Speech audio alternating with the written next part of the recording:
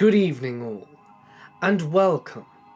Tonight, we are going back to rural places to explore and experience the horrors that happen in the middle of nowhere. So get comfortable and let the darkness take control. In the fall of 1997, my mother took me, my sister, and my sister's boyfriend out to the movies in a neighbouring town. My sister got to pick the movie, and the only showing we could watch was a late one, so we didn't manage to start our way home until around 11 p.m. We were close to home, driving down a back road in the middle of nowhere. I was asleep in the front seat, and my sister and her boyfriend were in the back. A cop car came up behind us and drove behind us for a while. Then after about 5 minutes of following us, turned his lights on. My mother says she hadn't been speeding and was aware that he had been following, but she pulled over. My mom and sister said that a man came to the window and didn't ask for ID or registration, and started asking my mum where she lived, saying that there had been a robbery nearby and her vehicle matched a description of the getaway car. He asked her to get out, and she said no. It was at that moment that my sister's boyfriend leaned his head into the front seat to see what was going on. He was the local sheriff's son, and the man must have recognized him because he immediately got nervous and told Mum to go home and walked back to his car. My sister's boyfriend said he didn't recognize the cop at all, and Mum drove around 20 more minutes in circles to make sure that he didn't follow us home. Mum would later tell me that there had been reports a few months later of a man pretending to be a cop in the area who would stop women and rape them. For the next 11 years, nothing else happened. But everyone pretty much forgot, or at least I did. But my mom always remembered. But then, weird stuff started happening at home.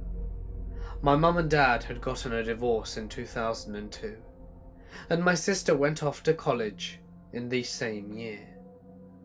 In 2003, we had moved to a house pretty much in the middle of nowhere, with very few neighbours. The lock on our door was loose, and I, being a forgetful high schooler, would often lose my keys and have to card my way inside after getting off the bus. One afternoon, in February 2008, I noticed a car come to a stop in front of my driveway. As I got up to the front door, I didn't think anything of it, but the car stayed there as I carded the door. If it stayed after, I didn't notice, but after that day is when someone started breaking in. Now, I don't think whoever watched me go inside could have seen that I carded the door, but they must have figured it out, because Mum and I would often come home to find things not the way we left them. Nothing was ever taken, but we could tell. One day, a painting above the couch in the living room ended up propped against the opposite wall. Another day, all of the medicine and first aid supplies were moved from above our washing machine to the kitchen table in neat rows. My mum began to suspect it was a woman named Susan, who was in love with my mum's boyfriend, trying to scare her into leaving him. There had been many arguments, and the woman had said something about watching her before, so it was natural for us to assume that. We ended up changing the locks about 4 months into 2008, after finding our house broken into about 5 times that we knew of. As it was 5 times, we found things rearranged. That seemed to do the trick. However, whoever was harassing us found a new way to do so, and began calling my mother and me on our cell phones. It was always from a blocked number, and they never said anything. They would hang up the second we said hello, and they would call all hours of the day, at least 10 times a day. They would call me while I was at school, while Mum was at work, and we eventually stopped answering from any numbers that we didn't recognize, and after about 2 months, the calls stopped. My mother was still convinced it was Susan. I asked her why she would be calling me, and how she would have even gotten my number, and my mum didn't know. In late 2008, the Susan moved several towns away to be with her daughter, who had gotten pregnant. We were sure that meant an end to all the nonsense, and that we could forget about her. In early 2009, my boyfriend proposed to me while he was overseas in Iraq, and I started planning on moving away with him when he came back in May. One evening in March, I went wedding dress shopping with a friend of mine, who was also getting married around the same time as me. My mother was out of town, taking my grandmother to a specialist 9 hours away for an appointment, so I was home alone for the weekend. When I came home that night, I immediately noticed that something was wrong as I drove up the street. Every light in my house was on, even my mother's bedroom and bathroom lights, rooms that I had never been into since before she left. As I pulled into the driveway, I saw that the front door was wide open. I started to panic and called my friend's fiancé, who lived about 5 minutes away, and told him I was too afraid to go inside. He showed up at the drop of a hat, checking the rooms for me. After 10 minutes, he came back out. He told me he had checked every room and closet, and there was nobody there, but that I needed to see my room. I followed him back into my room, and it had been ransacked. My drawers had been emptied out onto the floor. My closet had all the coats and shoes removed. My vanity cover had spilled makeup over it, and on my bed was my underwear. I checked my mother's room, and it was the same. My friend's fiancé hid his car in our pasture and stayed awake in the living room all night, hoping whoever did that would come back, but they never did. I cleaned up the rooms and acted as if it hadn't have happened, but I didn't leave the house anymore. When I told my mum, she again blamed Susan.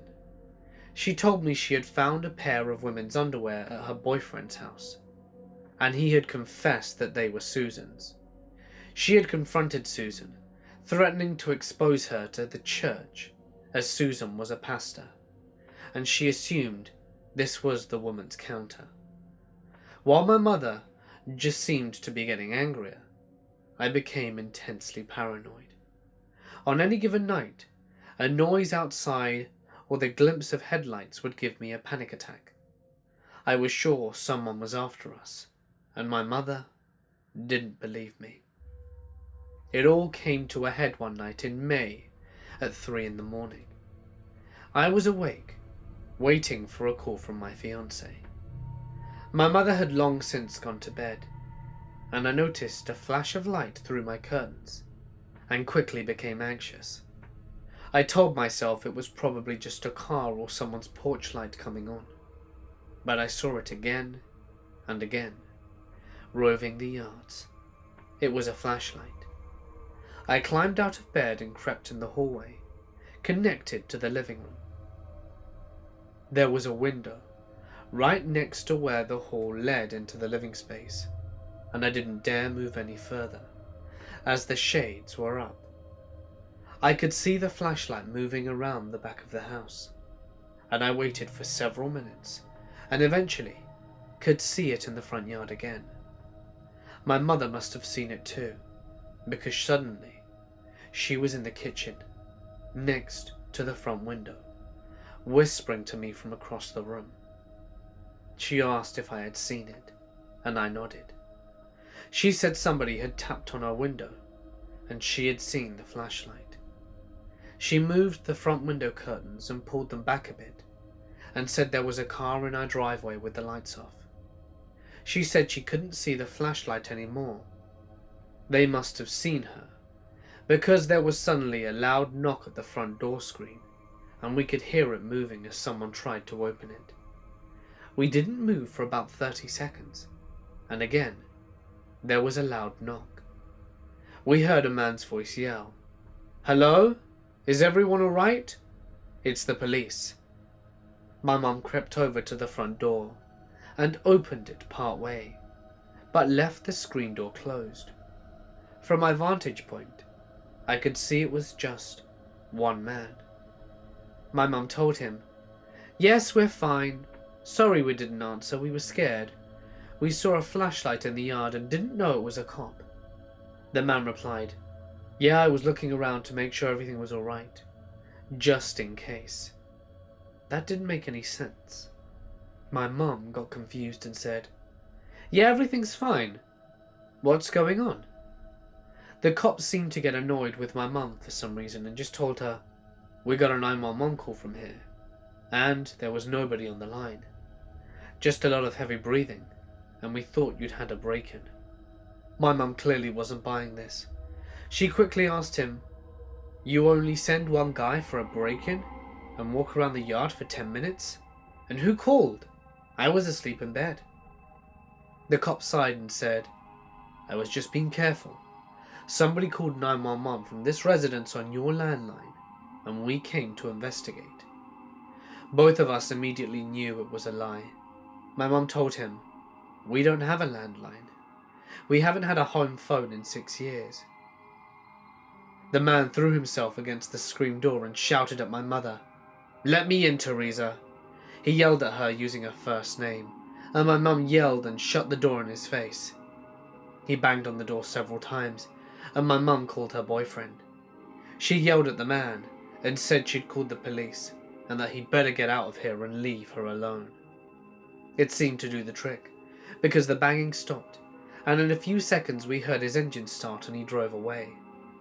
While we waited for my mum's boyfriend to show up, Mum asked me if I remembered how she had been stopped by a man pretending to be a cop when I was younger. She wouldn't say anything else, but I've come to suspect that the man who came to our door was the man who stopped her that night. We relayed the whole thing to our boyfriend, and he advised we actually call the police and tell them everything that had been happening to us. We heeded him and found out that there had actually been a call to our house from our phone number with nothing but heavy breathing. We never found out how that wouldn't have happened. We haven't seen the man since. I moved away at the end of June, and my mum never had any more break-ins or calls from blocked numbers. Whoever the man had been, and whatever his intentions were, he seems to have gone. I came down in September 2010 to visit my mum for a week, and I spent a lot of time napping on the couch while she was at work. On the evening before she took me back to the airport, my mum complained about me leaving smudges on the front windows. I got up to see what she was talking about, and my stomach leapt into my mouth. I told her that those weren't smudges, and on the front window that looked right onto the couch that I had been napping on were a pair of large, splayed handprints. I live in a town of about 11,000 in rural Wisconsin. Not by preference, but for a job. We are moving when we get a better one. I was on my way to my employer's house, as he runs the company out of his basement until we get a new office space. And I was being tailgated, badly, by a ratty blue car and a white bald guy. I drove a Kia Soul, which has a flat back end. So if I can't see your headlights, you are a mere few inches off my butt. And you will get me tapping my brakes. This guy did. He honked at me, whatever. I flip him off and slowed down to under 5 miles, under the speed limit. There wasn't anyone behind him, so I wasn't ruining anyone else's day. He had chances to pass me on the country road, but didn't. And after a few minutes with no other cars around, and him still kissing my bumper at 50, I grabbed my cell phone and pretended to turn around and take a picture of him. Then I pretended to call 911. I was in the country, with no other cars around, and this guy was getting creepy. I came to my turn, but decided to see if this guy would follow me. I turned left, and he followed. Then I came to a roundabout and thought I would lose him. I travelled the entire thing around twice, and he followed me. At this point, I knew he was messing with me and trying to scare me. Well, I decided to let myself be late for my meeting, and I began to drive to the police station, and he followed me the whole way there. I pulled up, parked, ran inside, and I thought he would leave. Nope, he parked right next to me and stared at me, and he pulled up on my side of the car, close enough that I would have a hard time opening the door all the way. He was in his 40s, I'm guessing, wearing sunglasses and a creepy smile. He was wearing fairly neat clothes, nothing scary there, and the interior of the car was pristine. I was looking for a gun though, and I should mention here that I'm training to become a behavioral analyst, and while I work with kids right now, my hobby is criminal behavior and profiling. I was seriously trying to read this guy. A few seconds went by and I grabbed my phone again, this time intent on calling 911 from the police station parking lot. As I dialed, he rolled down his passenger window, said nothing, rolled it back up and took off. I went inside and told a police officer what happened. Sadly, I was too focused on not crashing to get a plate. Apparently there have been a lot of complaints about tailgaters recently, multiple, with a blue car. I filled out a report with the officer, and they gave me a card for victim services and a local women's shelter just in case he followed me home one night and I didn't feel safe. But I live in a secure building with my fiancée. I went out to my car and there was a note on the windshield. All it had on it was a crudely drawn smiley face. I took it back inside, and the officer said he'd call me a few times during the night, and I should avoid going anywhere alone for a while. He did call twice, and said he was patrolling my parking lot during his night shift. This is a small town, and the attitude around here is very communal, so I felt safe in that someone would back me up. If I ever see this guy again, no question, I'll call 911 and lead him straight to the police station again.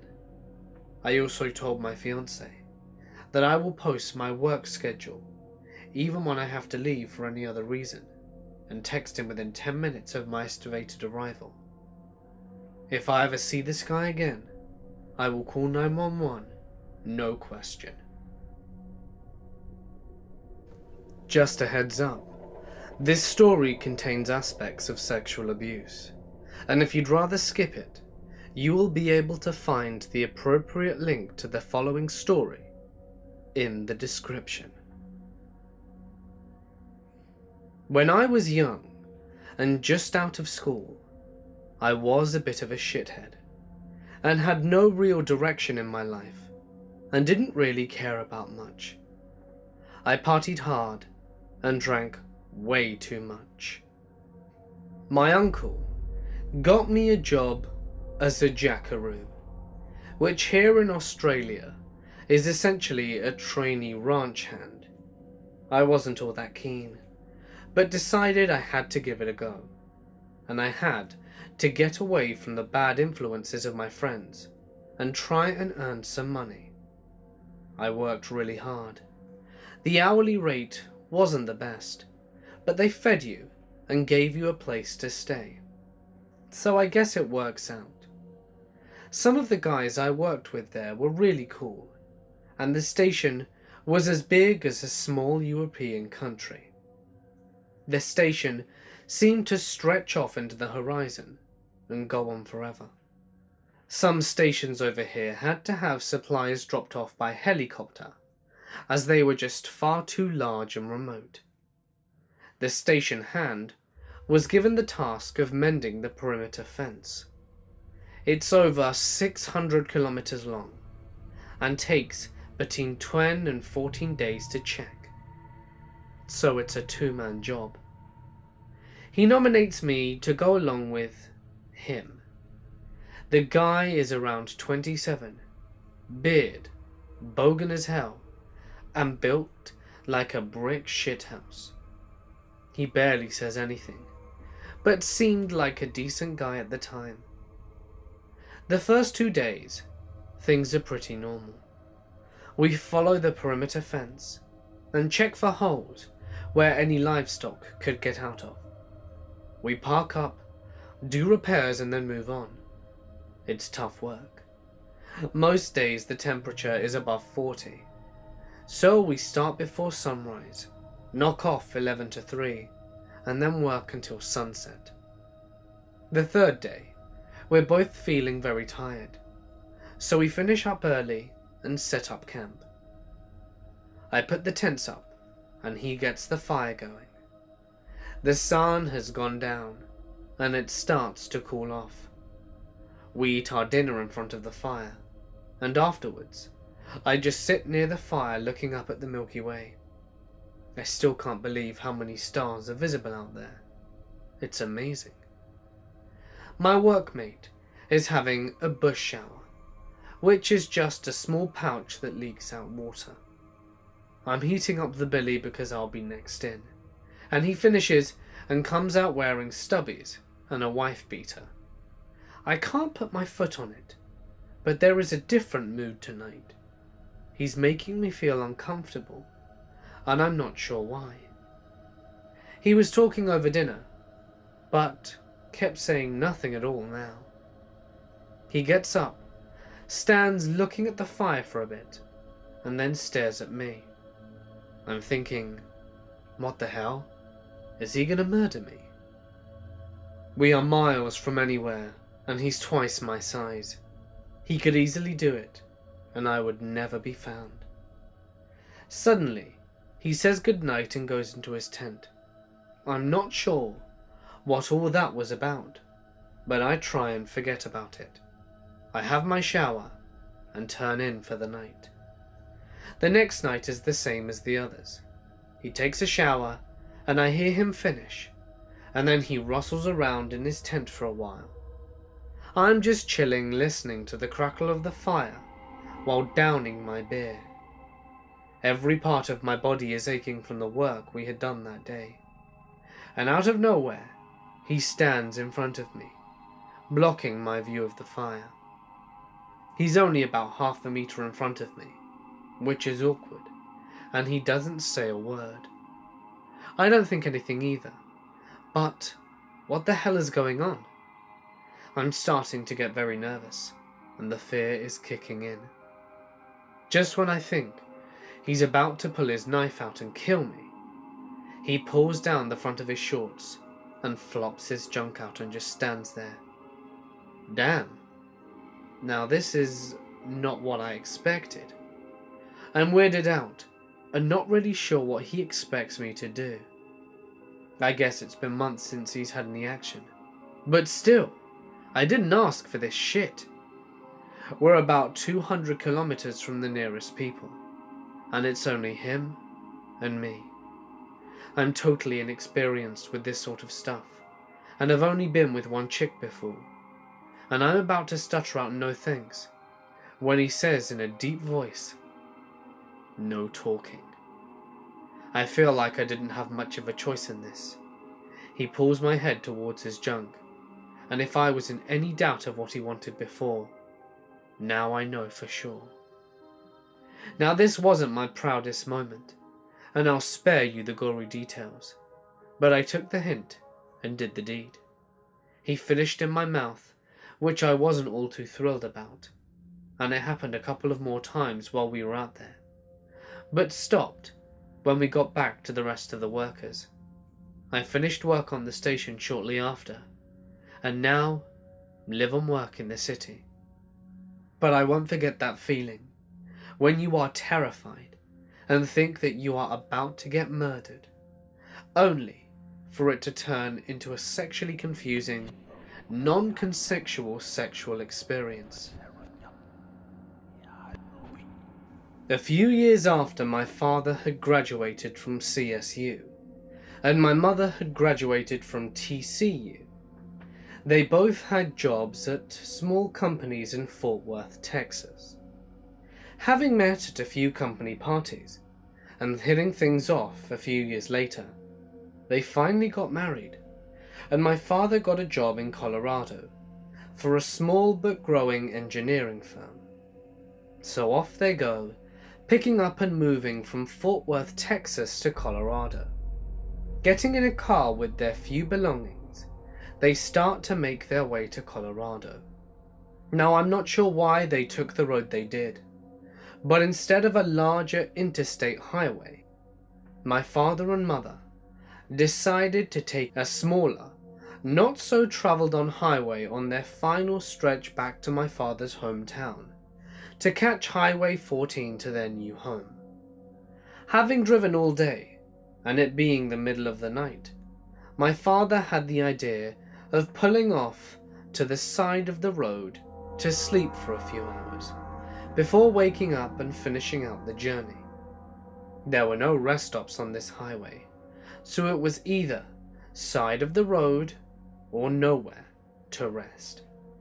My mother agreed, but perhaps 20 minutes after stopping and trying to go to sleep, my mother didn't feel comfortable and decided instead of sleeping there, she would drive while my father rested, and when he woke up, she would rest while he took over. Just to reiterate, this is a not-so-traveled highway, and there are no lights, and my parents are in the middle of nowhere, and the nearest city or town isn't for miles. Not a mile or two down the road, my mother notices something on the side of the road, and as she gets closer, she notices it's just a single man in the middle of nowhere, with no lights or anything, just walking on the side of the road in the direction of where my parents were just parked. There was no car broken down further up the road, and there was nothing in miles to justify why this man would be walking out in the middle of nowhere. My parents didn't bring it up much, but they have always wondered what would have happened if they'd both have fallen asleep in their car on the side of the road that night. This happened last year, around this time. School had just started, and my only child was in kindergarten. She had only been in school for a few days. We live in a rural area, and we only have one car. So in the mornings, my daughter, her father, and I get up to take her dad to work. Then my daughter and I come home and get her ready for school. Because we live on a rural dead-end dirt road, we have to drive about half a mile down to the main road where her bus picks her up. Everything was fine that morning. I got her on the bus and headed home. I had the day off from work, and I only work part-time, so it was the middle of the week, and this was perfectly normal for me. I was doing some house cleaning and put away some laundry. I went into my daughter's room and started hanging up some clothes in her closet. I had the TV on in the living room, watching it from her room. Then I hear what sounds like a soft, muffled cough. I freeze. I have no idea what the hell it was, and I have no clue what to do. I'm just standing there almost paralyzed. My mind is racing. Maybe the cat is outside her window, hacking up a hairball. Was I going mad? Maybe it was the TV. It must have been the TV, right? Yeah, it's probably nothing. At this point, I'm still standing in her room, holding a shirt in a hanger, not moving a muscle. I really have no idea what to do. Then I think I should head next door and have my father-in-law check it out. I say out loud, "Screw it." I drop the shirt and hanger and take off running to the house next door. Luckily, my in-laws live in the house right next door, only about a football field away, and my father-in-law is on disability, so he's always almost home. He's in his mid-60s and in an oxygen tank most of the time, so I don't really know what I thought he could do to help protect me, but I was just really freaked out and didn't want to be alone. Plus, he was a hunter, and hunters have guns.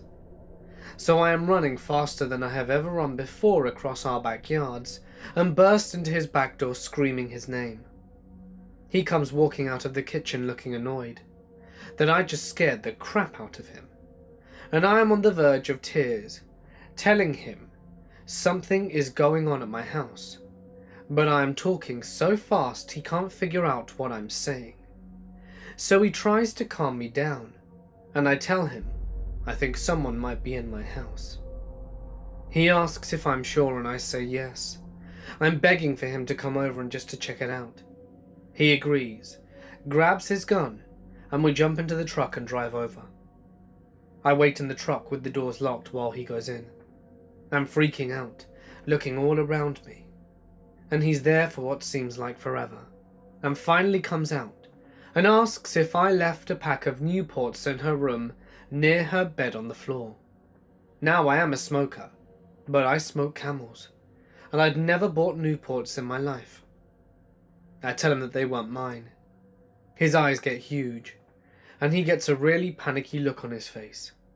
He tells me to stay in the truck and that he needs to call the cops.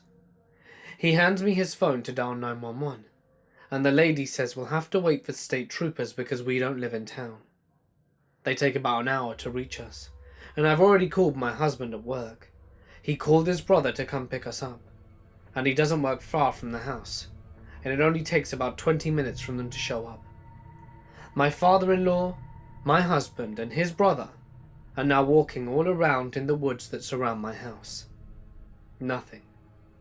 There isn't anyone besides us. And after a while, the state trooper shows up and takes a look around as well, and finds nothing.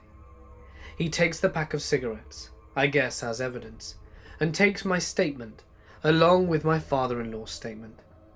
He tells us there really isn't anything he can do. I can't tell him what the guy or girl looked like because I didn't see anyone. There is nothing. Just a sound I heard and smokes on the floor, but nothing is amiss from the house.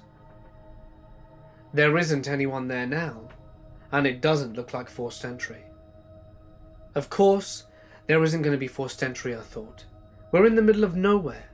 Why the hell would I lock my door when I leave to go somewhere? I feel like such an idiot, but nobody locks their door around here. I don't even have a key for the door on my keyring. We just keep it on top of the outside fridge, just in case. After the trooper leaves, my father-in-law gives my husband the gun to hold, just in case someone comes back. My husband and brother-in-law change all the locks on the doors that day, and now we keep a key on our keyrings and keep the doors locked at all times. We didn't take our daughter out of school that day. She was only 5, and we thought it would just stress her out unnecessarily. We did let the school know to be on the lookout for some weird activity, and we had a talk with our daughter about stranger danger and what to do if she sees someone in the house she doesn't know. I did have her sleep in our bed for a few weeks, but she just seemed like she wanted to return to her own room, because she's not a baby anymore. That was it. Life moved on and nothing happened since. We never heard from the trooper or had any form of follow-up, and we never had another incident like that again. Oh, I have no idea what they were planning on doing. I don't know if they were after me or my daughter, or if they just wanted to rob us. Although if they did, I don't know why they didn't take the opportunity when I was out of the house. So, as far as I'm concerned, it was something far darker. I still get paranoid from time to time, and I hate to be alone in the house. My husband got me a dog to keep me company and help protect us. I hope with time, the fear will diminish. Please, always lock your doors no matter how safe you think your neighborhood is. You never know who just might be passing through. I live in a very rural mountainous area of California, and at the time I was working as a cook in a restaurant and bar. I was 24 and not in the best place financially at the time, so I had been borrowing my uncle's car to drive to and from work. I worked from 5 p.m. to 11 p.m. I know everyone in this area well, and I don't have a single enemy. I get along with everyone. One night, I was closing up the kitchen and decided to have a beer before going home. The bartender was talking to a fellow community member and trying to get him to go home, but he was too drunk for his own good. There were some out-of-towners that weren't too fond of the locals' demeanor, and it seemed like it was getting intense between them. I just saw it as a local that I knew was being annoyingly drunk but perfectly harmless. I had my beer and went out and got into my car. I could see the bar and spotted the drunk local, completely smashed. I felt bad for not offering him a ride home, but was tired from work and told myself that he would be okay. I drive away. Mind you, there's no street lamps or buildings in the middle of nowhere. It's pitch black, quiet, and I realize about a mile from the bar that I should turn around and offer him a ride. He didn't live far, and it wouldn't have been very far out of my way to do so. I turn at a muddy turn and go back. I get to the car and basically was short with the local and told him that I would pick him up in the morning and he could get his truck sober, that I'll give him a ride home tonight. I was 24 at the time, and a small-built female, and he was a smaller-built 35-ish looking male. I knew this guy. He'd hit on me in the past, but I assumed he was just a 35-year-old lonely weirdo who I always shrugged off when it came to his advances. Within a couple of minutes of reasoning, he finally hopped into the car, and I took off driving towards his home, about 5 miles away on winding mountain roads. I didn't notice anything at first. He seemed drunk, quiet, and mumbly. But not too long into the drive, he starts saying thank you, how nice I am for helping him out, and I say the usual, of course, it's no problem. I couldn't let him be there knowing full well he wouldn't be able to drive. And this is where I start getting creeped out. I make a turn on the road he lives on. It's a long road with not many houses. All of the driveways are long, about a mile or two, so you don't really see any houses, and he gets really quiet, and it's dark in the car. I can't see him really well, and I notice him look at me. I could see the reflection of his eyes from the dim lights on the radio. There is something I remember very vividly. His eyes gleamed a kind of green from the lights on the radio knob. He was just looking at me. I, without returning his gaze, said, "What's up? Why are you looking at me like that?" He says to me, "You're so pretty, and I never thought I'd get a chance to be with you alone." I shrugged it off, trying to play it cool, although I started regretting my decision. All of a sudden, he reaches over to me while I'm driving and tries to put his hand, I'm assuming, on my breast, but it instead lands on my shoulder/neck area. I start yelling at him, telling for him to stop, and slam on my brakes in the middle of the road with no one behind me. And I scream at him to get out of my car, and I repeat it over and over. At this point I had my hands on the wheel, and I was trying to push him out the car. I leaned over and opened the car door. I had never, in my life, realized my own strength, my own weak strength. This 30-something-year-old male was not budging against me, and I noticed him laughing, a really sloppy laugh, and he says, "You and I both know that no one is around." And I said to him, "We just left the bar with at least 5 people who know where you are going. Please stop. Here's a flashlight. Walk home. I'm done with you tonight." He is quiet for a minute before saying, "I don't feel much like walking." The way he said it scared the living shit out of me. I start screaming, not like a horse scream, but like an ear-piercing scream. I knew the scream was strong and loud, and I even hurt my own ears, just hoping someone would have heard it. But nothing happened. We struggled for what felt like minutes as he kept trying to come onto me. The entire time, he was laughing. He was drunk, and that was probably my only advantage. He was sloppy and trying to attack me for whatever reason. I pushed on him like I'd never pushed on anything before in my life. I pushed so hard that I felt my arms burning with pain. When he finally left my car, I slammed on the gas, not even bothering with the door, remembering I was heading down a long-ass road in the middle of nowhere, and not on my road. It was a dead-end road after about 20 miles, so I kept driving down this road that I knew well, knowing full well I would need to stop to turn around. But this road is like 1.5 lanes wide, and there are hardly any turnouts. When I finally do, I turn around fast in someone's dirt driveway, afraid of the car being still for even a second. I take off driving, knowing he'll be up ahead any second. I never see him, and never saw him again. He was a local I'd known for years and saw frequently. I don't know if he took off for another area out of embarrassment, but I never saw him again after this. I arrived home red, shaking, scratched and out of breath. My boyfriend and our friend were at home playing Jenga, and I told them immediately, and they knew who it was. And they went to try and find him, but never saw him again either. And that was last November. Still leaves me wondering, but I'm glad I never have to meet him again. From 2006 to 2008, I was a student at a university in England, studying paramedic science. This course was a 2-year fast track into becoming a qualified paramedic. The course involved placements at various points throughout both years. First, we spent an evening/night in a dispatcher's.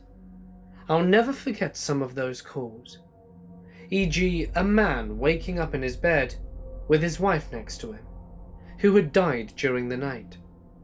Next, we were stationed with the patient transport service, taking patients to their hospital appointments when they couldn't get there alone.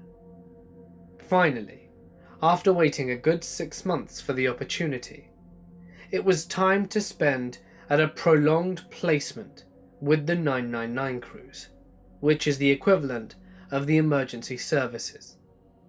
You could choose a couple of preferred locations, and I was fortunate enough to be given the ambulance station closest to my home. So I moved back to my parents' home that full winter term, leaving my university buddies behind.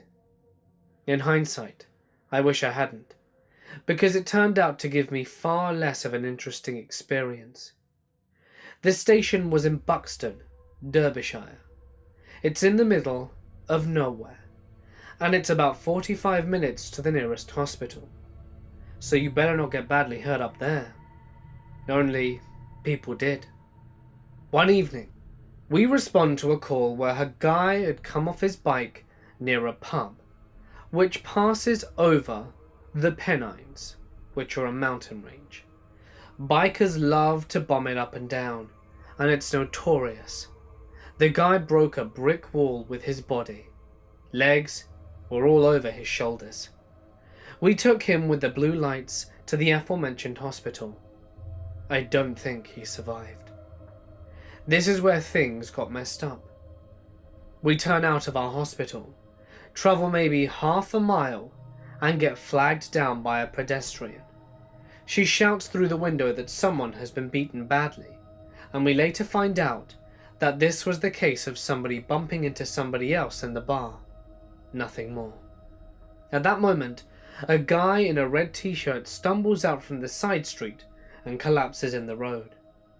I had been in the rear passenger seat of the patient compartment, and my mentor and her technician were riding up front.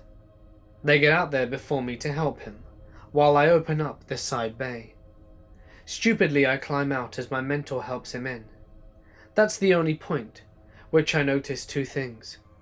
He isn't wearing a red shirt. He's topless, and saturated head to waist in his own blood. And there's a mob of people heading straight for us, about 10 to 15. I'm outside the ambulance and pretty much frozen in terror, as I'm only 19 at this point, and a pussy. Thankfully, my mentor hauls me inside and locks the door instantly. She then turns to me and asks if the rear door is locked. It is not. They open it from the outside.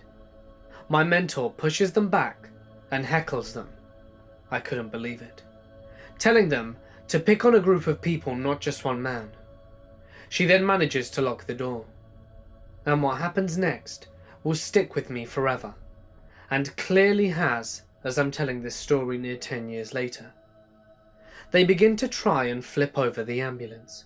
Meanwhile, another guy starts hammering the side window, shatters it, and cuts himself wide open with blood everywhere, but keeps going. They were animals. There is a window between the rear and the front cabin, and we see a police car approaching. He doesn't stop and continues straight past us. Only later did I find out that the keys were still in the ignition, but nobody had attempted to enter the cabin through sheer luck. Anyway, we managed to make it out of there alive. And after everything that I went through, I went off and became an English teacher instead. The number of dead bodies I saw in the time I was there was enough to haunt me for life. To all you brave service folk, I commend you. So the house that I spent a lot of my childhood at had a large forest right behind it, and me and my sister would spend hours exploring it and climbing around it. It was totally innocent fun, and we would spend days out there just doing the usual kid stuff, pretending to be explorers and the like. The woods were pretty thick, but eventually opened up to a large retention pond. About another quarter of a mile past that was a main road.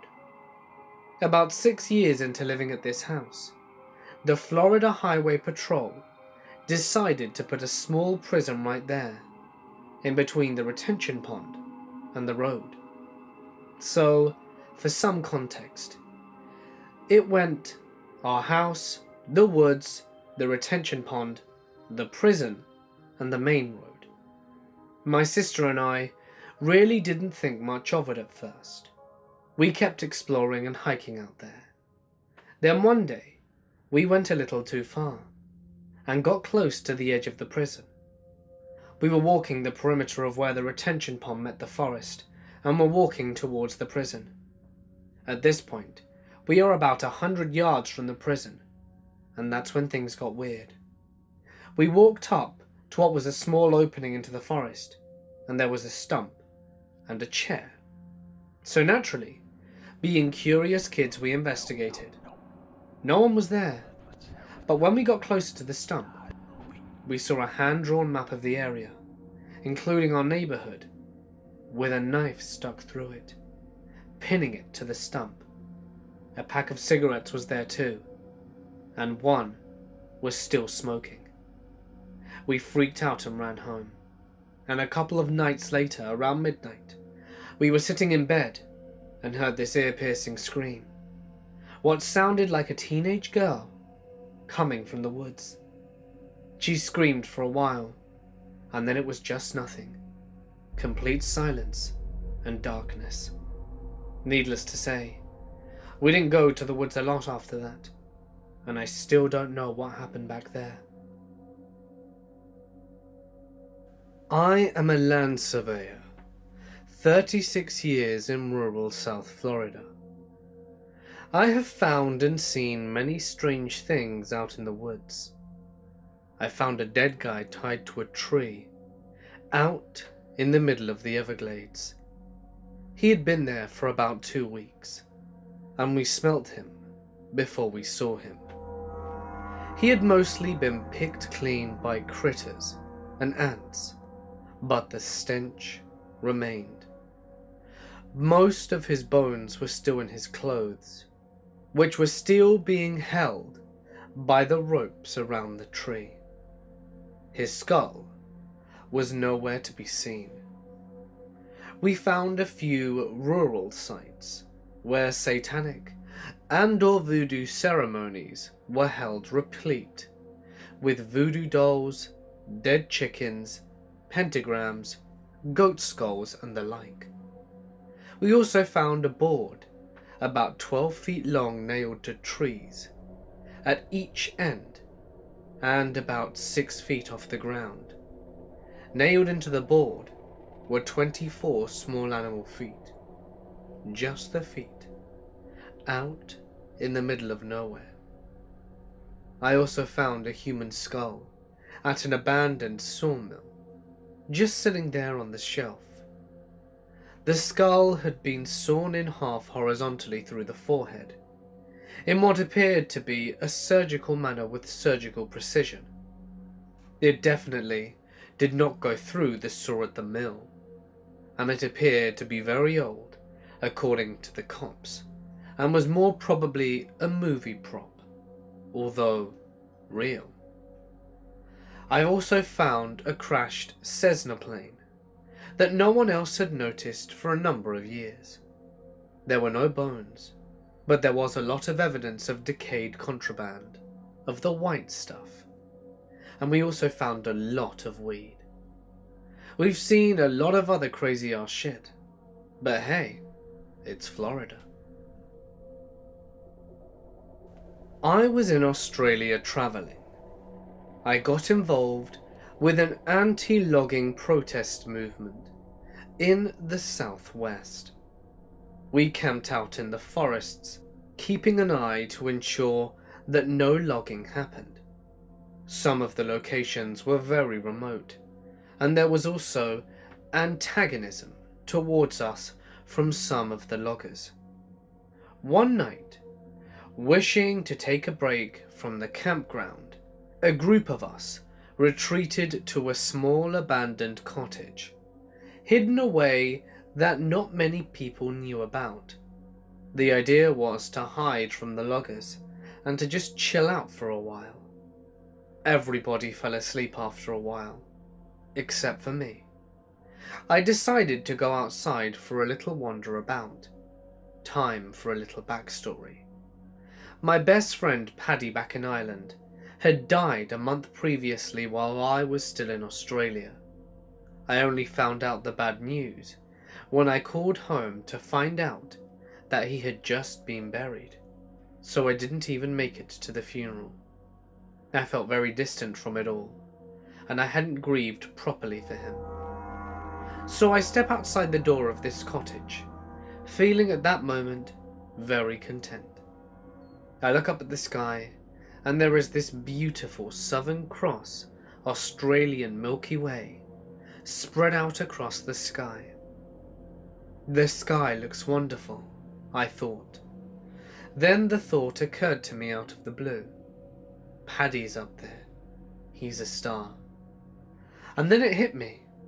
The grief that hadn't come out before just all came crashing out. I started sobbing uncontrollably, conscious that I didn't want to wake anyone else up in the cabin. I started to run, and as I ran, the sobbing merged with the running until I kind of had a rhythm, and I was coming round, feeling glad that I had unleashed it from my system. When this happened, I was running through a wide clearing along a dirt animal path leading towards a big mound of bushes in the center of the clearing. I ran into the middle of it, thinking nothing of it, and all of a sudden, the bushes explode around me, while thrashing and grunting and thumping on the ground, and bodies move around really fast. I was petrified. Then I catch a glimpse of what it was. A mob of kangaroos that had all been sleeping under the bushes, until I came blundering in and terrified all of them. And then it struck me. Was this Paddy playing a trick on me from above when I got upset? And then, at that moment, I knew that there was a greater energy than just people running about on the surface of the planet. Hey guys, it's Mort here, and thank you so much for listening. I hope you enjoyed today's edition of Scary Stories. If you did, please remember to drop a like and hit that subscribe button. Remember that I do post every night, so why not subscribe and hit the bell icon to be up to date with everything I post. If you have a story that you would like to share and have read on Mortis Media, all that you need to do is send it to my email, and I'll make sure to get to it. But please ensure that you have included as much description and punctuation as possible, as that will maximize your chances of it being read. But anyway, for now guys, I'm going to sign off. Stay awesome, and I'll see you in the next one.